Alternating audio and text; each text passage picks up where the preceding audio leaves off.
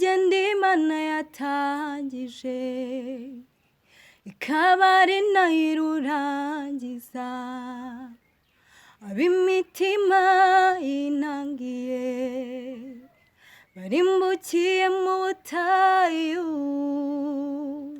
ukuye Yesuwa na Kalebu, abagabo Imana yishimiraga.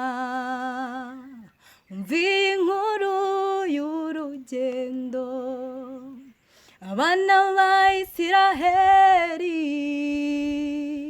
urugendo Imana yatangije ikaba ari nayo irurangiza, ab'imitima yinangiye barimbukiye mu butayu,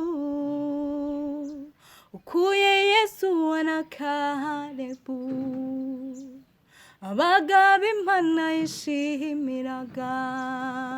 Umutima wanjye unyemeza ko ndi umunyabyaha,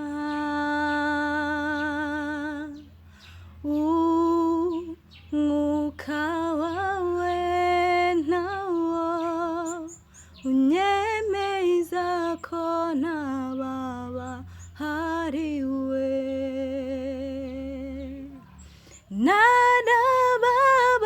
narababariwe rwose, ubundi umwana w'Imana.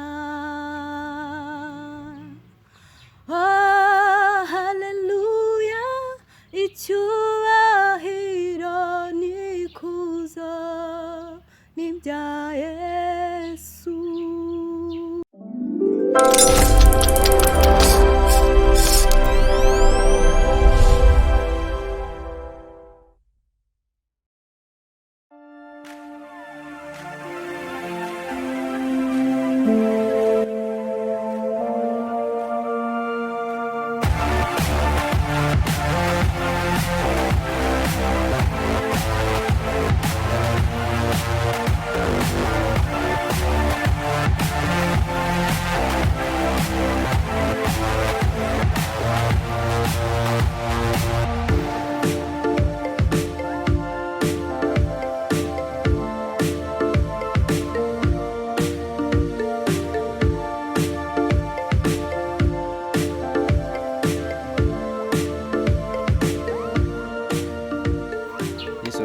Nkuko mubizi ni Humble JD Studio, kandi nkuko mubizi tubagezaho ibiganiro byinshi bitandukanye, ahantu hatandukanye, abantu batandukanye, ingeri zose.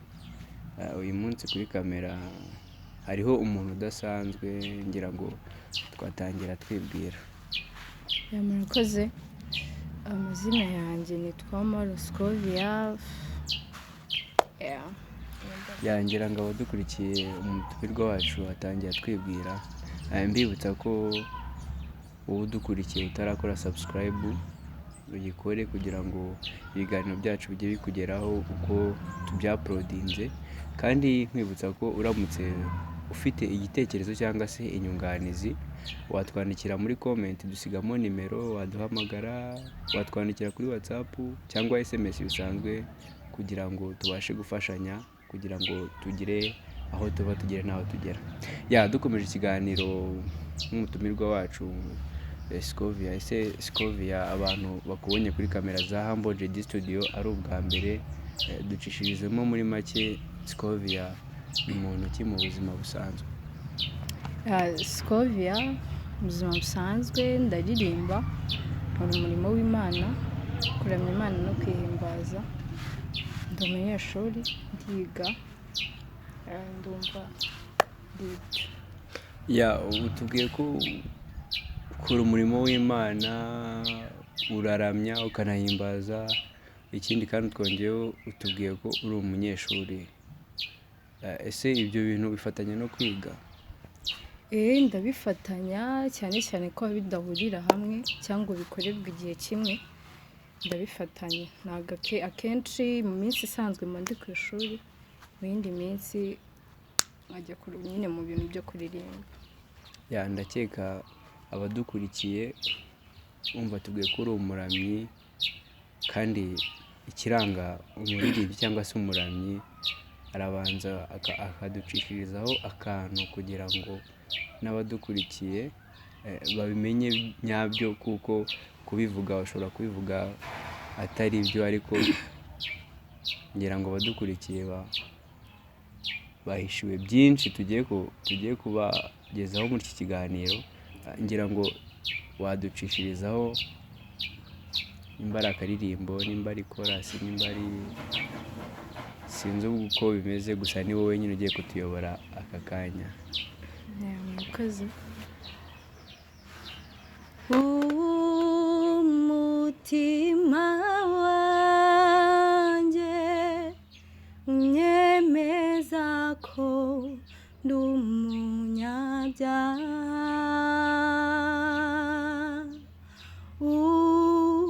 umwuka wawe nawo unyemeza ko ntababahariwe,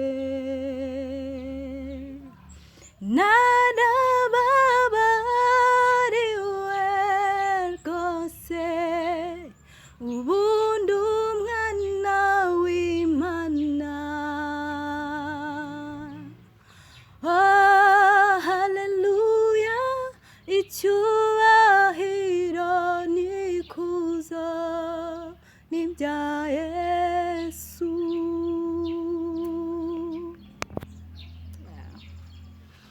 Ngira ngo abadukurikiye ndakeka ko bishimiye kumva ijwi ridasanzwe. Ngira ngo uko mbyumvishe n'abadukurikiye nabo niko babyumva. Turumva ufite impano idasanzwe. Ese dukomeje ikiganiro cyacu, ese kuririmba wabitangiye ryari, wabitangiye gute? Turabona ntago uracyari urubyiruko, ntago uri mukuru cyane, wenda ngo ufite umugabo cyangwa se ufite abana. Ese wabitangiye gute? Kuririmba byaje gute? Nakuze. Kuririmba ntabwo ngiye navuga ngo nabitangiye ngo muri Sunday school ngo mu bana hoya. Kuririmba ngiye nabitangiye niga primary. Mfite mukuru wanjye twajyaga tujyana gusenga, yasengeraga muri ADPR, none afite korali yaririmbagamo. Sometime nyine tukajyana, habaga korali y'abana isengeraga hano i Remera kuri ADPR, tukajya tujyana nyine nkabona ukuntu baririmba ndabikunze, nkajya mvuga mana nanjye nyine none njye navuga nshaka no kuba umuhanzi. Noneho mpita muri korali yahabaga y'abana, ntangira kuririmba gutyo, nkajya ndirimba, mbona bakajya banshyira imbere bakama mikoro. Nyine urumva byari ibintu kuri njye bitangaje, ko ni ikintu nahoraga numva nifuza. Nuko nabitangiye nyine ntangira gutyo kuzamuka.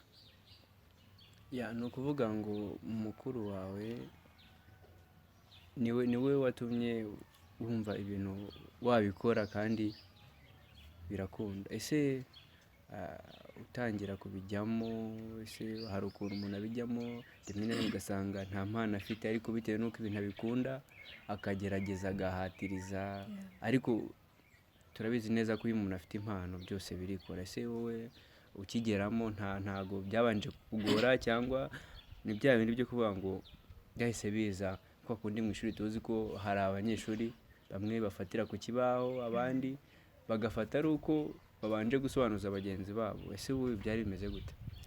Ngiye nyigeramo ntago nahatirije, naririmbaga uko mbyumva, nkaririmba uko mbishoboye, gusa nkumva barambwira turabishoboye, kwaje komerezaho. Numva nari umwana, ariko ntago nari umwana cyane, ariko nyine bakajya babimbwira, nkavuga ese ni byose koko ibintu bambwira. Rero nkomeza gutyo, ntago nigeze mbihatiriza cyangwa njye kubyiga mu ishuri ryo kwiga kuririmba.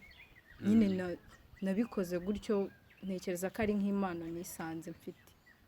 Yego. Ni ukuvuga ngo wasanze ari impano ufite, apana kwa kundi kumva ko ukunda ibintu ariko just nta mpano ufite ariko ukabikora. ukabona birakunze ariko bikagutwara igihe uvuga ngo wowe impano wari uyifite byagutwaye igihe gitoya. Ese twaganiriye ariko ntibagiye kubaza, wambwiye ko uri umuririmbyi, buriya byo byose umuntu aba afite ahantu yaririmbye cyangwa se aririmba. Ubu ngubu Justin uratubwira nimba ushobora no kuba wenda ufite n'indirimbo ku giti cyawe cyangwa se uri umuhanzi cyangwa se nimba bitaraba ese harabura iki? Byangira ngo usengera he ubundi kugira ngo abadukurikiye bamenye n'idini ryawe? Murakoze, nsengera kuri Life Christian Ministry, riherereye Kimironko hirya y'umurenge. Yego. Uba muri korali? Mba muri korali yaho yitwa ijwi ry'ubuhanuzi. Ijwi ry'ubuhanuzi. Yego. Ese kuririmba twumvisha ubizi, ndakeka nta gushidikanya rwose wanatubwiye ko ari impano yawe. Ese nta ndirimbo waba ufite zasohotse cyangwa se nta ziri muri studio zahezeyo, cyangwa ushobora kuba wenda uririmba ariko urwo rwego utararugeraho ngo usohore indirimbo? Ese oya, nta ndirimbo mfite. Ntayo mfite. kuki nta ndirimbo ufite kandi twumva ufite impano? Gusa ndabikunda ariko ntago aka kanya nyine nari nabikora ngo mbe nyifite indirimbo. Gusa ntekereza ko buriya uko iminsi igenda umuntu atera imbere buriya bizakunda. Ubu ngubu haramutse hagize nk'umuntu nakwita ngo umuterankunga cyangwa se umuntu uvuga ati uyu muntu kubera ko afite impano kandi ikaba itambutsa ubutumwa bwiza kandi bikaba ari byiza cyane, ntago umuntu yagufasha ubatereka mujyane muri studio muri recordingira indirimbo. Ese ibyo bintu hagize nk'umuntu ubigukorera wabyemera, cyangwa nuko ari byo utarashyira ku murongo ugitegura cyangwa se ugiteganya kugira ngo bizabe byuzuye ubone gusohora izo ndirimbo? Nta kibazo, nabyemera aramutse aje akamfasha, cyane cyane ko mbikunda, ndabikunda cyane. Ngira ngo abadukurikiye murabyumva ko amarembo arafunguye, haramutse hagize uwumva bimukoze ku mutima yaducaho kugira ngo tubikurikirane. Dukomeje ikiganiro cyacu, twari turimo tuvuga kuri ya kote y'aho usengera. Tugeze muri kote yo mu rugo. Ese iwanyu atari mukuru wawe, ese mu rugo muri famiye iwanyu ubundi barasenga? Mu rugo barasenga, mfite umuryango ukijijwe, mama wanjye arasenga cyane. Yego. Utangira ibintu byo kuririmba, ese urumva mu rugo hakunze kuba hariyo abantu batandukanye, bakuru bawe, ingeri zose. Ese iyo wumva kuririmba cyangwa se nko kwa kundi iyo uri mu rugo just uri gukora nk'imirimo yo mu rugo, kwa kundi umuntu aba ari kuririmba bisanzwe, ese nta babyumva bakavuga ngo uri kuririmba ntago bizi? Ese urabizi? Ese mu rugo nyine impumeko yo mu rugo tangira kuza mu bintu byo kuririmba babyakiraga gute? Kumva ngo ugiye kurepeta, ufashe umwanya uragiye, uje nimugoroba, uyu munsi uragiye, ejo uragiye, ejo bundi uragiye, aho ese umuntu ugenda buri munsi, ese binakora mu rugo umwuka wawe wari umeze ute winjira mu ibyo bintu byo kuririmba? Ese baragushyigikiraga? Ese ntawagucaga intege wari urimo? Buriya mu rugendo umuntu agira bamumutiva cyangwa se bamubwira ngo courage, hari n'abamuca intege bamubwira ati ibintu ntabwo bishoboye, ntabwo ari ibyawe. Ese mu rugo ducishirizemo muri make, mu rugo byari bimeze gute? Mu rugo rero ntabwo bigeze banca intege. Yego. Mfite mama wanjye, sinzi ukuntu namuvuga, ni wa muntu ugushyigikira mu kintu cyose ushatse gukora. Kabone nubwo yaba abona nyine kutagishoboye ako kanya, ariko aba yumva ko uko byagenda kose nugikora ugikunze cyane, nyine uko byagenda kose nyine kizaba kiza kuri wowe. Ntabwo mu rugo bigize banca intege. Gusa mfite mukuru wanjye, bwa mbere ndirimba, nyine hari ukuntu uririmba nyine najyaga ndirimba akambwira ngo gakosiko nkombabere wongere uririmbe numve, ngo cyane kwa kundi umuntu aririmbira muri dushe yasohoka bikanga. ariko nyine byari byandi byo mu rugo, abantu bo mu rugo nyine muba muri kuganira mutebya, ariko nyine baranshyigikiraga, ntabwo byigeze bingora kuba ntababwira ngo ngiye muri practice, habeho ikibazo cyo kuba nyine kwa kundi ababyeyi bavuga ngo hoya naho ujya ibintu nk'ibyo. Nyine mama yaranshyigikiye, abavandimwe banjye nta kibazo pe, bambaye hafi. Gusa abaguca intege ntabwo babura, baba bahari, ariko mu rugo bo baranshyigikiye cyane. turumva ko kote yo mu rugo naho urumva twatangiye utubwira ko ibintu wabikoze atari kwagushakisha cyangwa se atari kwakumva ko ukunze ibintu ariko nta mpano ufite, wowe wari ufite impano kandi unabikunda. Tugera no muri kote yo mu rugo utubwiye ko naho bagushyigikiye bakagufasha. Ndumva ibintu byawe byose bisa nkaho nyine byaciye mu buryo bwiza cyangwa mu nzira nziza. Ngira ngo abadukurikiye murumva ko ikiganiro dufitanye n'umutumirwa wacu, ngira ngo impano afite ntago isanzwe.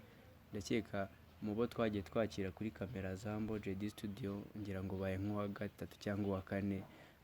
Dukomeje ikiganiro cyacu, mbibutsa ko wowe udukurikiye kugira ngo n'ikiganiro dushyiraho ujye ukibona, ugomba gukanda subscribe, ugakanda ukazogera hasi kugira ngo buri kiganiro cyose dushyizeho ujye ukibona kandi ukibonere ku gihe, kugira ngo buri kimwe cyose gitambuka kuri kamera za Mbo JD Studio ujye ukibona. Kandi nkwibutsa ko ufite igitekerezo mu byo dukora, buriya ntago umuntu ibintu byose ari ngombwa ngo abyuzuze cyangwa se abikora neza, buriya hari tuba tuburamo. Kandi wowe udukurikiye, ubu tureba, ngira ngo uramutse hari igitekerezo cyangwa se inyunganizi waduha mu byo dukora, watwandikira muri comment cyangwa se ukatwandikira kuri WhatsApp, dusigamo nimero ukatubwira tugafatanya. Ikindi kandi mbibutsa ko ubutumwa bwiza buba butureba twese, ugomba gusharinga inshuti zawe kugira ngo dutambutse ubutumwa bwiza bw'Imana, kugira ngo umwami Yesu amenyekane ku isi hose biciye muri twebwe, muri njye nawe, kugira ngo tugumye kubaho kandi dusobanukiwe ko Yesu akiza kandi ari umwami wacu, bityo tugumye kubaho mu isi kandi dukurikiza amategeko y'Uwiteka. Ngira ngo dukomeje ikiganiro cyacu, umutumirwa wacu, ngira ngo abadukurikiye bari basa nkaho babaye nk'abakonjamo gake, ngira ngo wakongera ukadushyira akandi kantu kugira ngo bongere bagaruke, dukomeze ikiganiro cyacu.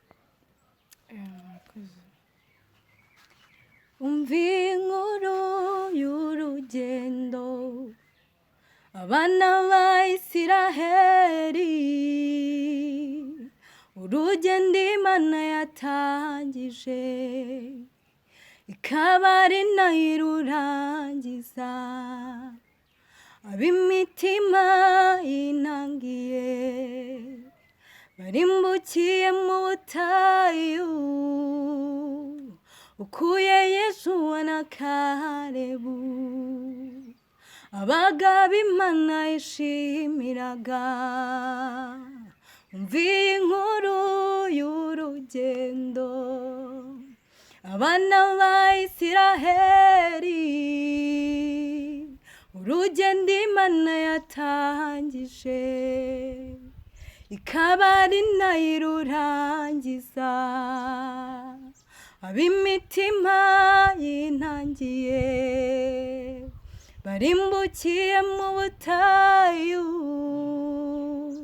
ukuye Yesuwa na Kalebu, abagabo Imana yishimiraga.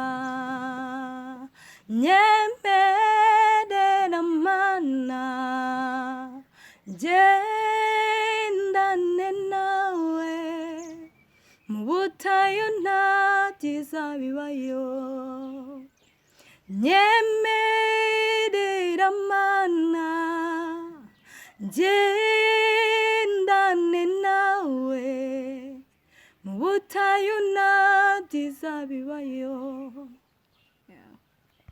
Ngira ngo abadukurikiye bari babaye nkaho basa nkaho bakonjamo gake, ariko ngira ngo urongeye ubagaruye ndavuga ngo mu mavuta.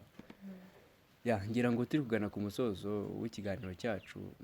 Ese ni ukuvuga ngo kuririmba kwawe buriya umuntu aba afite intumbero, cyangwa se buriya iyo umuntu aririmba hari umuntu aba agenderaho, cyangwa se muri za ndimi z'amahanga yego mu rurimi rw'icyongereza babyita ngo ni role model. Ese tangira kuririmba tunyuriyemo byose, ese hari abo wabonaga b'abaramyi bahimbaza Imana b'ingeri nyinshi zitandukanye, ese umuntu wakumotive cyangwa se waguteye courage, cyangwa se waguteye umuntu ukuntu abikora, wawe ndabikunze kandi nanjye ngomba gukora nkawe, rimwe na rimwe ukaba wanamurenza ugakora ibimurenzeho? Ese nta muntu wakwensipiye, nta muntu wavuze ati uyu muntu kubera ibintu akora bitumye mbikunda kandi ngomba kubikora, yewe kuki se ntanamurusha?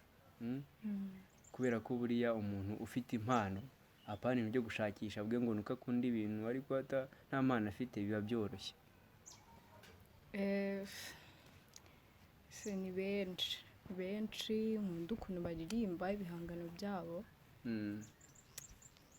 ariko navuga neti Murava, ndamukunda, nkunda ukuntu aririmba. Nyine ngiye nkunda indirimbo zigenda gake, agira indirimbo zirimo amagambo meza, niwe nyine ngenderaho, niwe ndeberaho cyane. Gusa haba hari n'abandi ba Pupi Clever na Dorcas, ariko cyane cyane Aneti Murava. Yego uwo muhanzi Aneti Murava njye ndumva ari ubwa mbere, sinzi kubera ko nta abahanzi benshi ntago mbazi. None se uwo muhanzi watangiye kumukurikirana ukiri muto, cyangwa muri iyi minsi iri kuza nyine wabonye? ni muri iyi minsi, ntabwo ari kera nkiri muto. Mvuze ngo nahereye kera navuga Ben na Chance, kuko nibo narebaga. Aneti Murava we namumenye ntabwo ari kera cyane, ariko nabwo si vuba. Yego ngira ngo tubwiye role model wawe. Ese iyo umuntu akora ibintu aba afite intumbero, cyangwa se imbere ye hazaza aba afite ibyo atumbereyeho, cyangwa se avuga ngo ibi ngibi nzabigeraho? Ese muri future yawe cyangwa se imbere yawe udufitiye iki, ni iki duhishiye?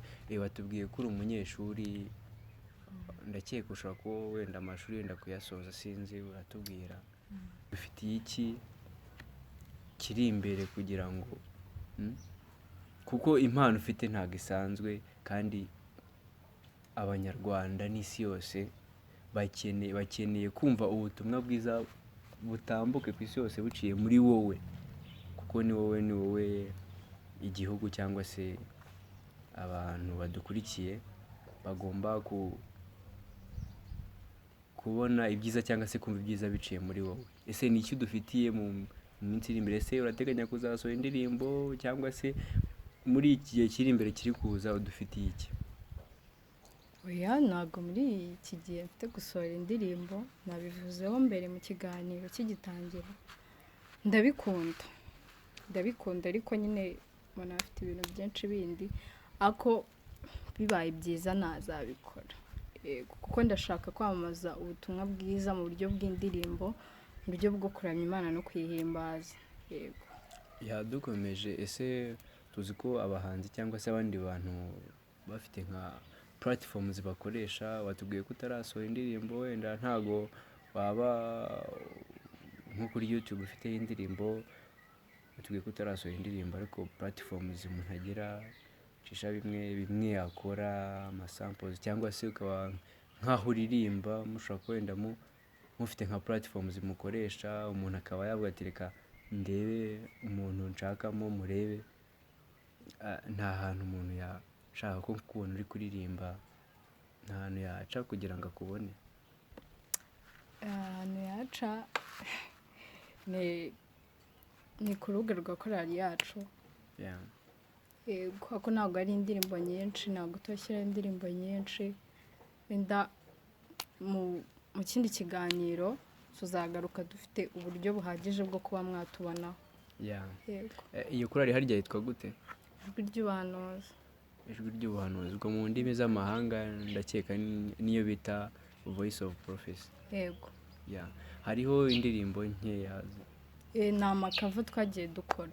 Yeah, murumva ko umutumirwa wacu afite ahantu afite performance muri korali, ngira mwajya kuri channel yitwa Voice of Prophecy mukareba ibyo yagiye aperformingamo, mukamukurikira, yaba ari na subscribe naho mukayikora kugira ngo dukomeze dukore umurimo w'Imana kandi neza.